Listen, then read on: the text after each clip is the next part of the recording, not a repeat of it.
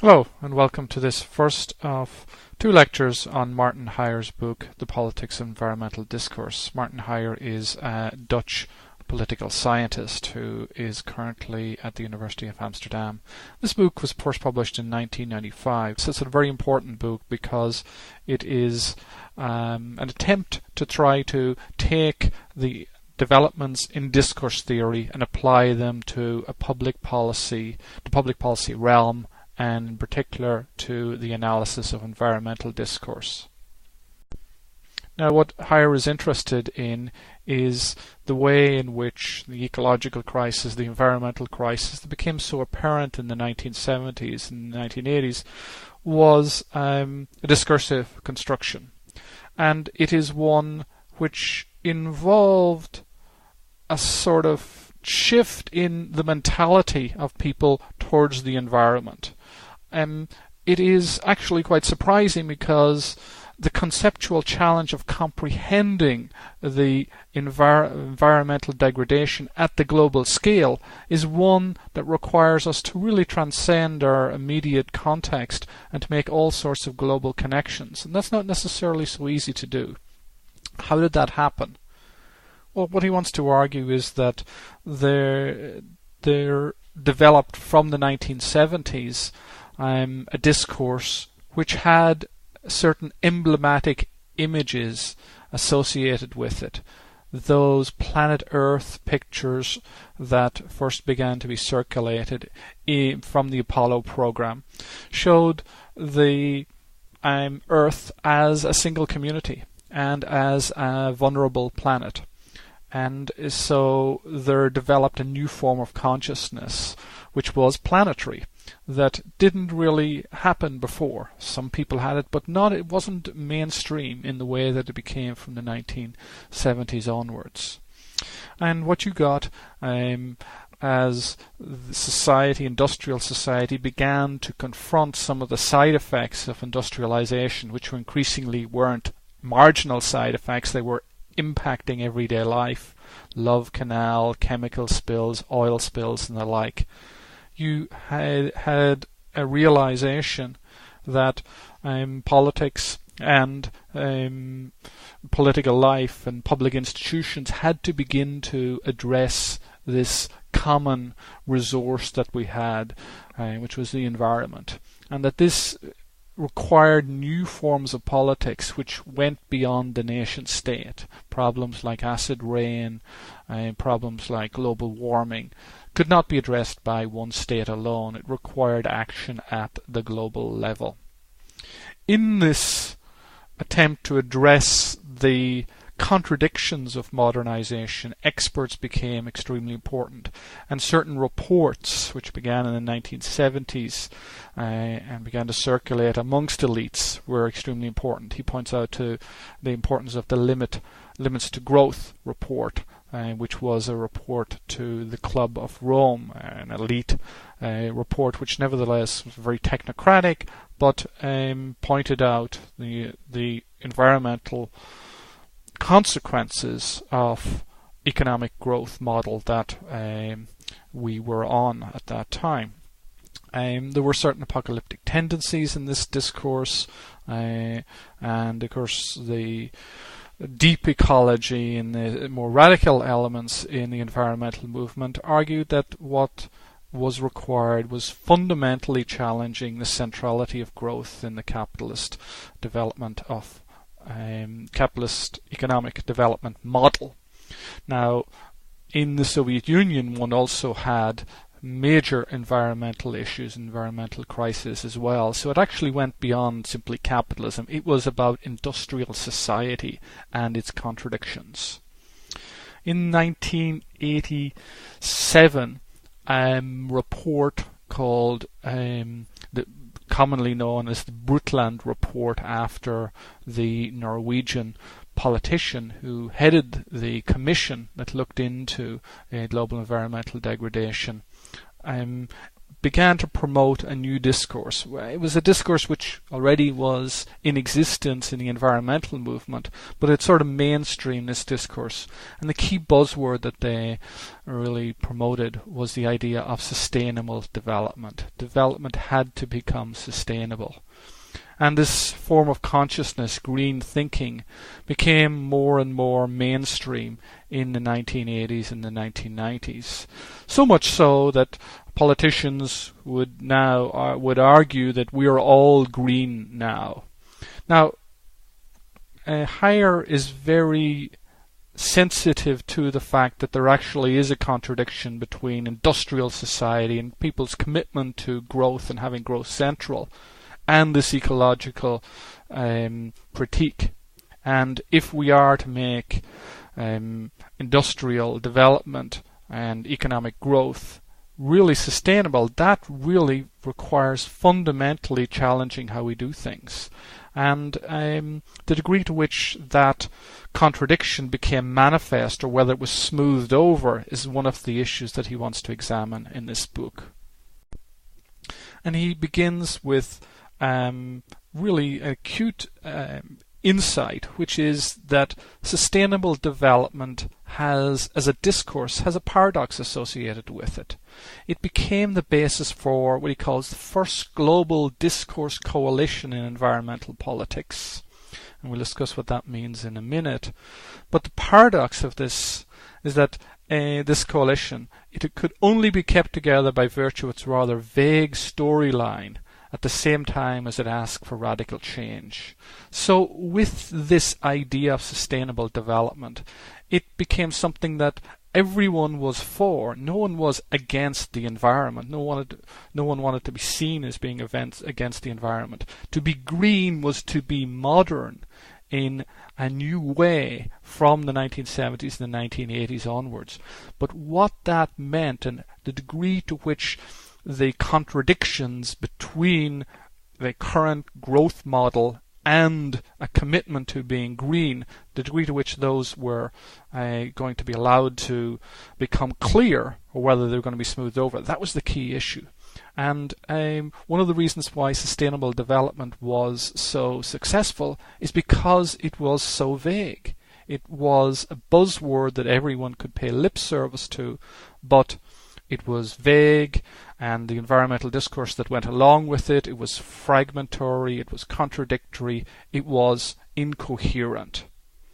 So what he wants to look at is how this new environmental discourse filtered through into the policy-making realm, and he takes the case of acid rain. More generally, the conceptual issues here are: how are problems defined in the public policy process, how are storylines made, and discourse coalitions formed. And at the bottom of page 15 you have a passage which on first reading seems somewhat strange, where he argues, policy making is in fact to be analysed as the creation of problems. That is to say, policy making can be analysed as a set of practices that are meant to process fragmented and contradictory statements to be able to create the sort of problems that institutions can handle and for which solutions can be found. Hence, policies are not only devised to solve problems, problems also have to be devised to be able to create policies. The book aims to bring out the extent to which the practices of policy making succeed in regulating social conflicts over environmental matters. So, policy making institutions, in one sense, were unable to grapple with the full element of the critique of the capitalist growth model, or the critique of industrial society put forward by the more radical parts of the environmental movement.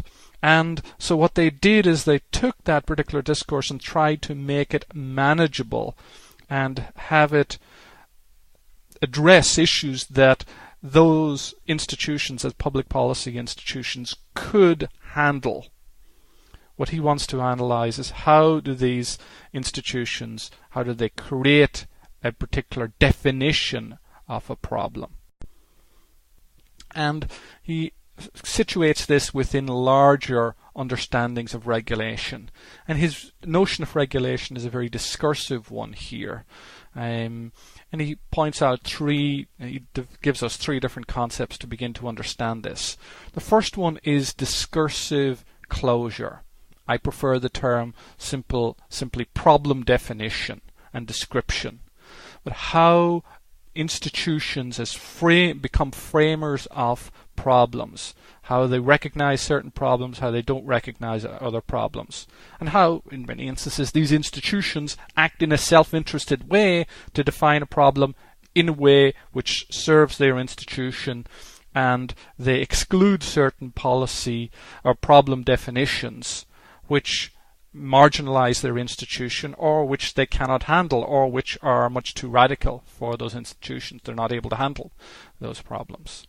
Second concept that he introduces is the idea of social accommodation, which is containing the challenge and the conflicts that come out of these environmental contradictions of capitalism or industrial society through particular policy moves, through particular new forms of institution making, or through particular laws, particular discourses which are said to handle problems, provide solutions. And the third concept is the idea of problem closure, solution specification. It is how institutions, public policy administration, public policy process passes a law, establishes a bureaucracy, establishes a commission, releases a report or whatnot, which is seen to be a remedy to end the media, the political and the bureaucratically specified problem that has been identified. So these are really kind of useful concepts to help you think about the policy-making process, not simply in terms of the environment, but more generally. Now, one concept which is really kind of key to his work is ecological modernization. And in order to understand that concept, we first have to talk about classic modernization in the environment. And the terms that he's using here are really taken from Ulrich Beck, whom he discusses in chapter 1 and his particular ideas. Beck is a sociologist of modernity who's famous for his book Risk Society. And classic modernization for Beck and for other sociologists who share his ideas was modernization is king. The idea of the modern, defined in economic terms, is really central. And at the heart of that is the ideology of growth. More is better. And there's a kind of constant fetish with growing the GNP, having more people employed. Productivity is defined in economic terms. Success for a nation is defined in those terms. So it's a particular discourse and set of practices associated with it. One of those practices was to treat the earth as merely dead resources to be mined, things that they were raw materials, source of raw materials, or as a sink to dump unwanted waste, to dump byproducts of the manufacturing process of economic growth. Now, at the heart of this particular discourse and sets of practices, this particular modernity, was an attitude towards the environment which subordinated it to industrialization, industrial policies. Pollution was seen as an externality or a side effect, and this idea of a side effect it's a way of describing it as something which is somewhat marginal to the overall process. The regulatory regime to address the inevitable pollution that occurred, the contradictions of this capitalist form of development, was one which emphasized end-of-pipe technologies. You just stick a particular device on the end of a smokestack or whatnot, and that will take care of the problem, as opposed to a much more deep critique of industrial society and how manufacturing is organized around processes which are inherently hostile or polluting and inherently dangerous to the environment and dangerous to our world, to our everyday ecology. So the particular policy was one defined by remedial measures, ad hoc ex post measures. Now, ecological modernization began as a discourse which attempted to address the contradictions of classic modernization, in particular to address the fact that increasingly from the 1970s and 1980s, what was becoming more and more central to industrial development was the fact that it was polluting our world. So lead in the air leading to brain damage for kids in inner cities, nuclear technologies being developed, assuming that technoscience was the solution to our problems, but then that creating waste which was going to be on the planet for thousands of years, and waste which was there was no kind of permanent sustainable solution to it. Problems at 3 Mile Island, problems at Love Canal with chemical spills and the dumping of chemicals and other products into the environment. All of those came back to haunt industrial society, and increasingly it became clear that the question of the environment wasn't simply a marginal one. It was much more central than that. And the environmental discourse that developed and became extremely important from the 1970s, obviously had its origins in the 1960s. I mean, it even has its origins back in the 19th century, but came to the fore in the 1960s. It was also associated with critique of the Vietnam War, the use of Agent Orange and the like, but recognized between 1972 and 1990 by elites. Some got it particularly in Europe, much quicker than other elites in the United States. And that is that modernization needs to be altered. And modernization, according to ecological modernization as a particular discourse, can accommodate the needs of the environment and itself. So what you get is this kind of fusion of the environmental movement with classic modernization that creates ecological modernization, or it's sort of modernization that has a commitment to being green. Now, this was associated with the development of quantitative measures to examine environmental planetary degradation. It was also associated with a new form of science, new forms of science, particularly ecology, which represented themselves as solutions to the environmental problems. Now, central to the idea, the modernity, an aspirational modernity of ecological modernization, was the idea that there was no major contradiction between modernization and the environment, that a positive sum game was possible. Through technology we can find solutions. And Al Gore sort of represented this particular this strain of thinking more than any other politician in the United States. But it was associated with a series of different different attitude towards regulation. It was more preventative attitude. Pollution prevention pays, that we can, rather than taking remedial action against the environmental problems, we can begin to take anticipatory actions. So the table on page 35 outlines some of those particular policies. Now, so ecological modernization was from react and cure to anticipate and prevent. The science of ecology became important.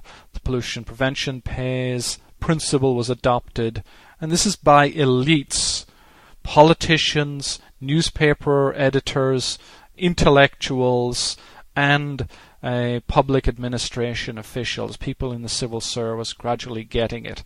And, with the Nixon administration establishing the Environmental Protection Agency, you had a new bureaucracy which was going to address this. Nature was seen as something which was a public good. Conservation was seen as something as very, very important. Of course, the oil crisis also shot conservation to the fore. Now, this also was associated with a change in the courts, where the burden of proof was shifted to polluters rather than to those who had suffered pollution. And polluters were increasingly held liable for their particular policies, the policies of dumping, the policies of releasing toxins into the environment.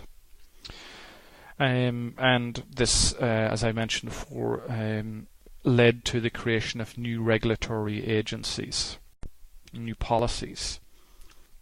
So Hajer wants to maintain a critical attitude towards ecological modernization, because the appeal of ecological modernization for governments is that it represented a way of smoothing out this contradiction between economic growth based around industrial capitalism and this environmental movement and its particular critique of that. So pollution was seen as being inefficient, and there was a promise for smarter growth. It was a positive sum solution. It also validated certain techniques that governments held as being important. A technocratic approach, quantitative measures, a kind of modernist technocratic approach to the problem of pollution.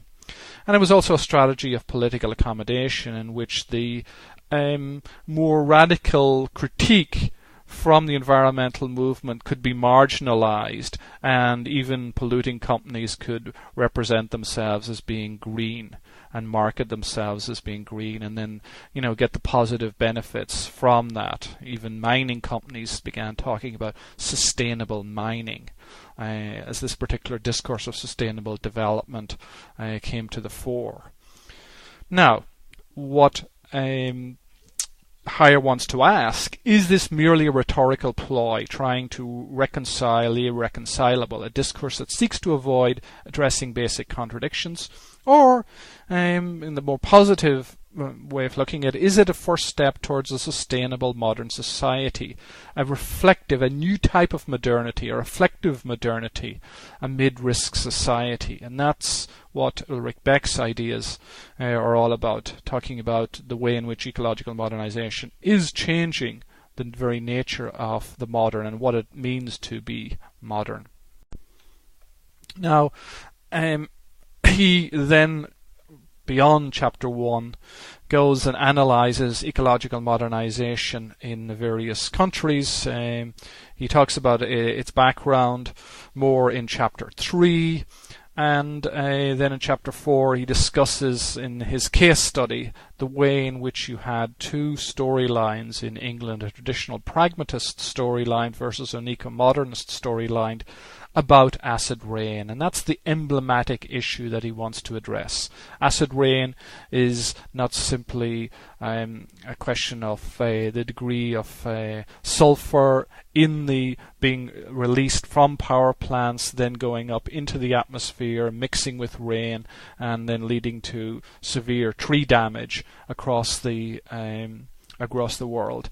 It was more emblematic of the nature of modernity, and of course the term acid rain, which was a very, very evocative one that was circulated in the press, was part of the definition of a problem which then institutions had to address. Now he analyzes this in great detail, and as you work your way through that, there's a series of points that I want you to grasp. He concludes in the end that the eco-modernist storyline failed to impose its logic on actual decision-making on acid rain in the UK. That the traditional pragmatist storyline seemed to win out over a more proactive attitude towards environmental crisis and the environmental challenge. And he analyzes what he calls the British discursive style, which is characterized by antagonistic positioning between the different parties, respect for internal rules of the game, a public policy process which is in which outside actors, stakeholders really accommodate themselves to somewhat arcane and closed rules governing the policy process. Part of this is also manifest in the way in which the Royal Society played a key role in defining this with their unchallenged scientism in policy deliberations. And that's important because one of the characteristics of reflexive modernity for Beck is how scientific discourse itself comes under critique, because science up until that time was working hand in glove with industry and was buying into classical modernization principles. And you get a new science from the 1960s and the 1970s with a new generation, younger generation, more committed to environmentalism and willing to critique the big science that was in bed with big business. And the particular things that Hajer finds in his case study of the UK is that form of science wasn't really sufficiently challenged. There wasn't an open public debate about the scientific evidence in the way that there was in other places. He particularly points to the role of the SWAP project, and the SWAP project, which refers to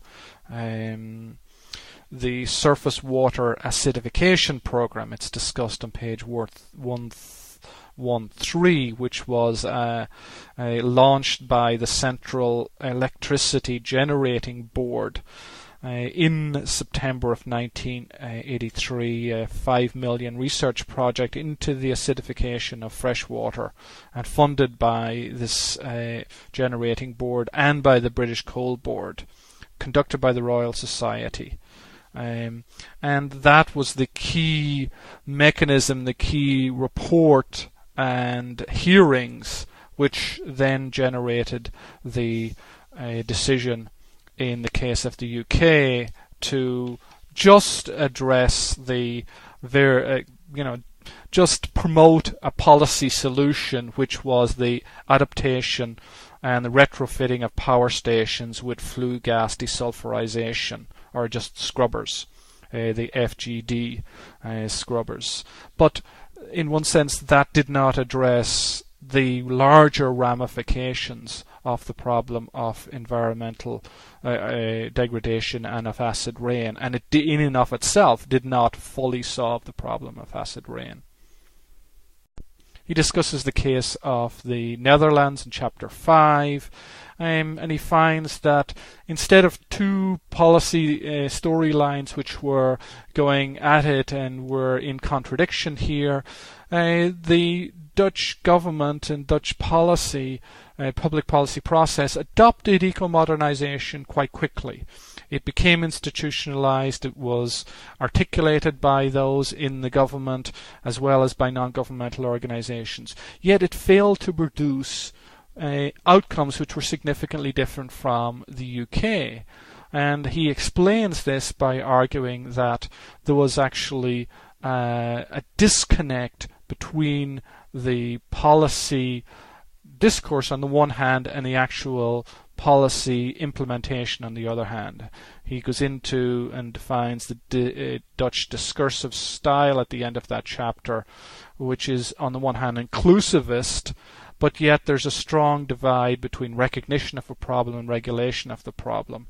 And when it came to regulation, feasibility concerns were at the foremost, and they inhibited any adoption of policies which were much more radical in their implications and which really were ecological rather than anticipatory rather than reactive. Now, the conclusion of the book addresses the significance of discourse analysis, how it complements, not replaces, institutional analysis, how discourse analysis is anti-realist. In other words, it doesn't assume that there is a world out there which is imminently meaningful and separate from our understanding of it. It's anti-determinist also, in as much as it's not like a Marxist analysis where certain structures win out always. In the end, business always wins. He talks about the openness of the public policy process and the way in which certain issues are there to be constituted and problem definitions are to be fought over. And there is an openness to ecological modernization. Ecological modernization is not simply a rhetorical ploy. It might actually be something more than that. So it's a good case study of how you can operationalize discourse, focus on storylines and the ambivalences of storylines, a focus on what he calls at the end, and there's a sort of a grab bag section at the end where he identifies a series of different notions. It's somewhat got an ad hoc quality, but he comes up with this concept, disjunction markers, and it's really how exclusion and containment of eco-modernization policies occurred in the public policy process and in the implementation process in particular. He also discusses symbolic politics, the role of certain issues as emblematic. One critique of the book, which I think is a valid one, is that he doesn't focus sufficiently on the media, yet the media are extremely important in helping define certain issues and promote cognitively miserly understandings and spectacleized understandings of environmental conflicts. So acid rain, it becomes crisis, scandal, and it is seen as being something that needs something very, very unnatural that has to therefore be addressed. He doesn't address that sufficiently. He does address the role of persuasion. His perspective is, as he describes it, an argumentative one, and we will look at the details of that in our next lecture. Finally, he ends by promoting a kind of public policy agenda which comes out of Beck's work, and Beck talks about subpolitics and the importance of subpolitics, and this is the politics of the institutionalization of certain technologies. There are certain paradigms which govern our everyday life, which aren't really discussed necessarily in parliaments, but are extremely important in shaping our world. And we need to have debates about these, whether it's the drugs we adopt, whether it's a particular technology paradigm that we use, whether our electricity comes from wind power and renewables, or it comes from nuclear power. And those who are kind of pushing a more radical democracy agenda argue for the importance of societal inquiries, public hearings on particular projects. He identifies the Berger project in Canada.